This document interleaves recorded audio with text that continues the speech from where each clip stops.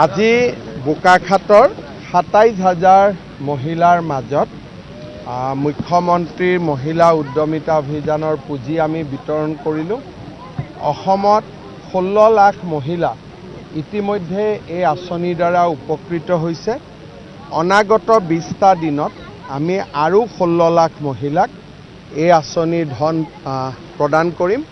৩,২০০ গৰাকী মহিলা সৰ্বমুঠ উপকৃত হ'ব। আমাৰ ৰাজ্যৰ গ্ৰাম্য অৰ্থনীতিত প্ৰয়োজনীয় বহুত বস্তু আমি বাহিৰৰ পৰা আনো। কণী ৱেষ্ট বেংগলৰ পৰা আহে, মাছ অন্ধ্ৰপ্ৰদেশৰ পৰা আহে, গুজৰাটৰ পৰা গাখীৰ আহে। এনেকৈ অসমৰ গ্ৰাম্য অৰ্থনীতিৰ লগত জড়িত বহুত বস্তু আমি বাহিৰৰ পৰা আনো।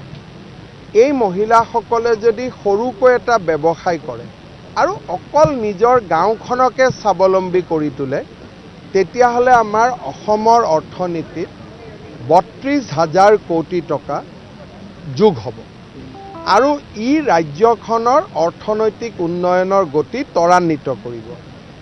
ইতিমধ্যে আমি ৮ লাখ মহিলাক লাখপতি কৰিব পাৰিছোঁ।